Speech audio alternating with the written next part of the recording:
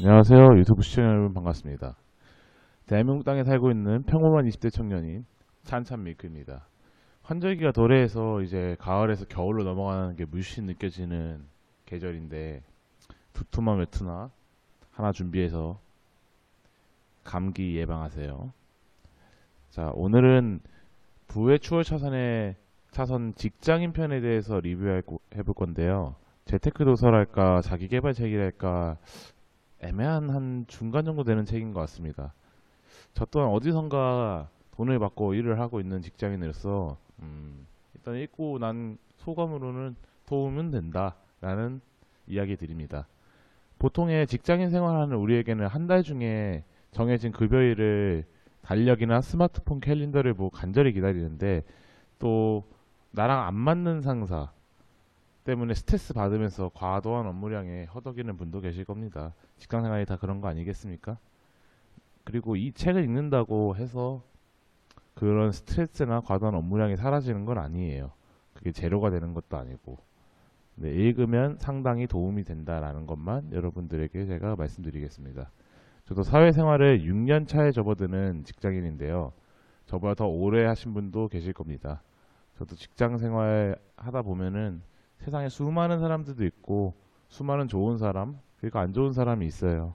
근데 그 좋은 사람이 좋은 상사를 만나는 경우도 있고 근데 그 반대로 안 좋은 사람을 상사를 만날 때도 있어요. 근데 회사 일이 힘들어서 그만두는 경우보다 퇴사하는 경우보다 상사나 이제 부하 직원 때문에 그만두는 경우가 많은데 그 중간에 조율하면서 능률적으로 일을 할 수 있는 게 관건이라고 저는 생각해요. 개인적으로는 그게 맞는 것 같고요.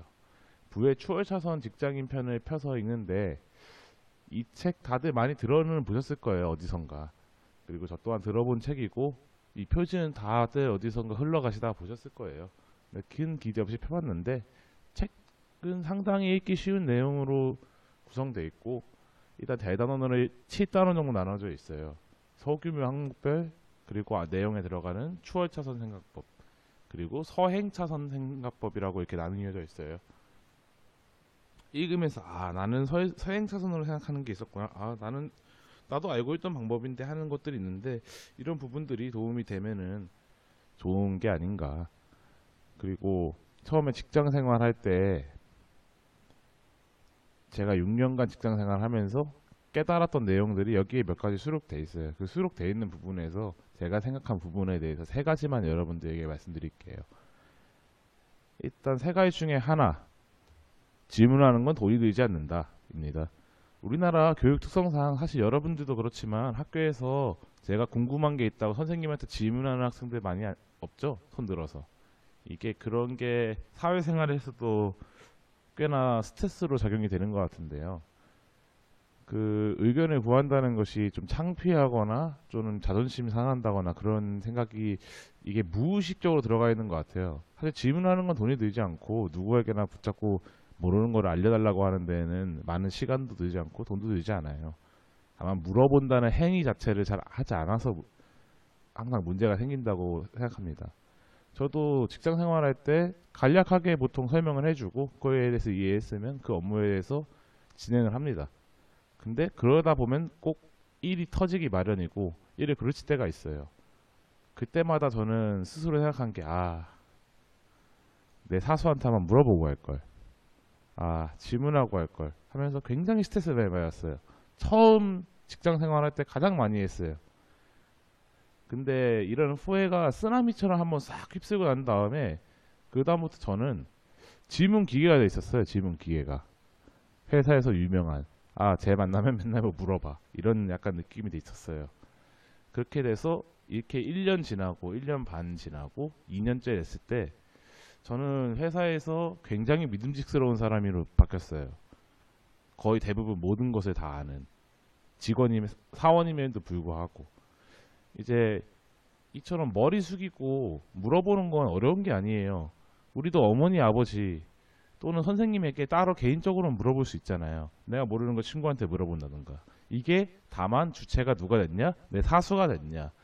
내 상사가 됐느냐? 또는 내가 모르는 걸 부사수한테도 물어볼 수 있어요. 그처럼 이제 물어보는 거는 어려운 것도 아니고 자연스러운 일이에요. 아는 것도 물어보고 계속 물어보고 오르다 보면은 어느 순간부터는 거의 모르는 게 없는 만능 직장인이 돼 있을 겁니다. 저도 그렇게 살고 있고요. 이게 옳다고 보는데 이 내용이 부의 추회 사설에도 기록되어 있어서 말씀드립니다. 자, 챕터 2 두 번째, 내 위주로 생각한답니다. 아, 이게 근데 말이 굉장히 지금 사진처럼 이기적인 말이 될 수 있어요. 내 의견만 주장한다 이런 말이 될 수 있는데 이것 또한 저도 많이 깨닫게 되고 마음이 한결 편해진 경우예요. 그러니까 이런 얘기가 아니에요.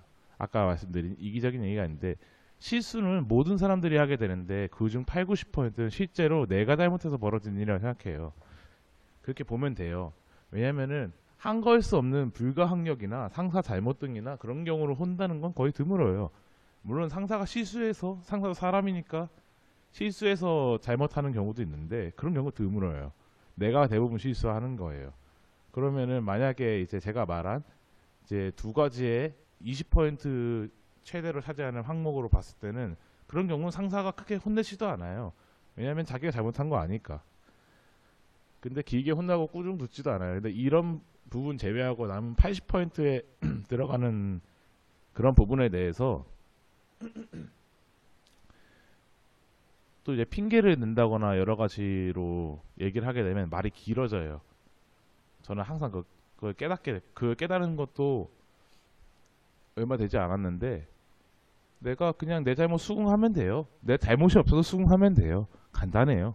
보통 내가 실수한 거를 인정하게 되면은 그 얘기는 거의 금방 끝이 나게 돼요. 그리고 우리가 해야 되는 업무도 빨리 볼 수 있고.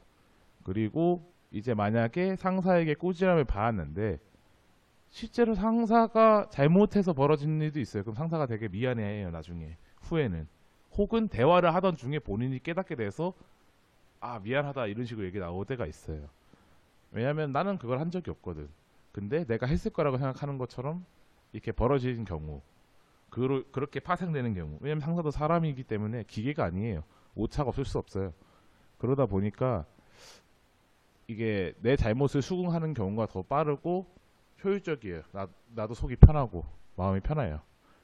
차라리 그렇게 하는 게 경우가 나요. 근데 만약에 반대로 되면은 좀 핑계대는 사람이나 잘못도 모르는 사람, 쟤는 이제 반성이 없어, 바뀌는 게 없어 이런 식으로 좀 인식이 찍히게 되면 이게 되게 힘들어요.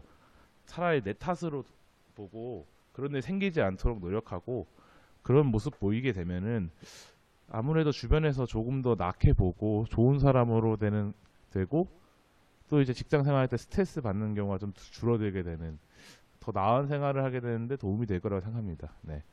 이 경우가 두 번째 경우예요. 자, 그리고 세 번째 경우 잠은 양보하지 않는다입니다. 이게 정말 쉽고 그러니까 조직 생활을 할 때 학교 생활이나 여러 가지 모든 생활을 할 때 중요한 이야기인데 저 같은 경우는 하루 7시간, 8시간 수면 취하지 않으면 굉장히 힘들 정도로 잠이 많은 사람이에요. 저는 제 주변 사람들은 다 알아요. 잠자는 거 제가 많이 자고 있는 거를. 그래서 이게 그 이하로 제가 잠을 자게 되면은 실제로 업무할 때 존다거나 또는 뭐 이제 집중력이 많이 떨어지는 등 그런 실수를 많이 하게 돼요. 가령 예를 들게 되면은 숫자를 잘못 본다는 실수를 하는 거죠. 뭐 6을 8로 본다든가 9를 7로 본다든가 하는 그런 말도 안 되는 실수를 하게 돼요. 이게 집중력이 떨어지면은 숫자가 겹쳐서 헷갈리게 보여요. 많이 봐도 헷갈리지만 이게 잠을 못 자면 집중력이 하락하게 되면 이런 실수를 하게 돼요.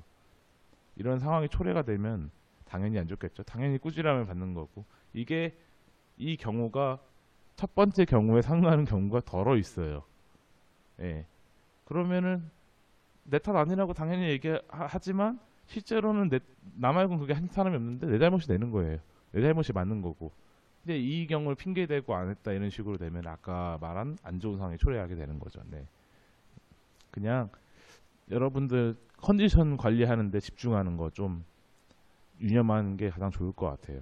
내가 회사에 일을 하면서 기여하는 것에 이게 들어가는 거예요. 잘 자고, 잘 먹고, 잘 쉬고 이런 경우가 들어가는 겁니다. 네, 이게 저도 스스로 생각하는 게 있는데 제 마음속으로 이제 좀 깔고 들어가는 게 있어요. 내가 돈 받고 일하니까 최대한 잘못하지 말자 이런 마음에 제 생각을 항상 해요. 잘 자고 회사에 잘 나가서 잘 일을 하고 업무 진행하는 것은 그렇게 최선의 상태로 업무 진행하는 게 훨씬 좋고 자기 컨디션 잘 관리하는 건 당연히 중요한 거라 생각합니다. 컨디션 관리 못해서 잠을 이렇게 못 자게 되거나 하면 이제 안 좋은 경우로 불행한 경우로 초래하게 되는 거 주로 아픈 경우가 그런 경우에 해당이 되죠. 아프고 집중이 떨어지고 이건 기본적인 건데 이건 기본적인 게 잘 안 되는 분들도 많으세요. 네, 제가 세 가지 얘기를 했는데 정말 단순한 얘기예요. 그리고 어렵지도 않은데 이게 실제로 깨닫게 되고 깨닫는 게 참 어려운 것 같아요. 제 주변에서도 많이 봤고요. 사회 초년생 친구들이나 이제 갓 사회에 들어가는 친구들, 그 1년차, 2년차 직장인들. 그러니까 저보다 더 연식 오래되신 분들은 당연히 아실 거예요. 기본적인 거는 걸. 근데 이게 어려워요, 정말 하기가. 왜냐면 내 자존심 상하는 일이니까. 그리고 세 번째는 요새 들어서 좀 하기 힘든 것 같아요. 왜냐면 요새 너무 재밌는 게 많아요. SNS, 유튜브, 게임, 뭐 TV 등 여러 가지 내가 하고 싶은 것도 많고 재밌는 게 24시간 너무 많아요. 24시간 다 보여주고.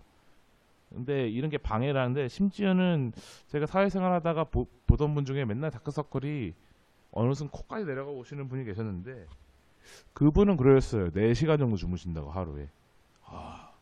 당연히 능률이 떨어지죠. 근데 그렇게 재미를 쪼개서 보는 분도 계시고 저는 그게 안 좋다고 생각하거든요, 사실.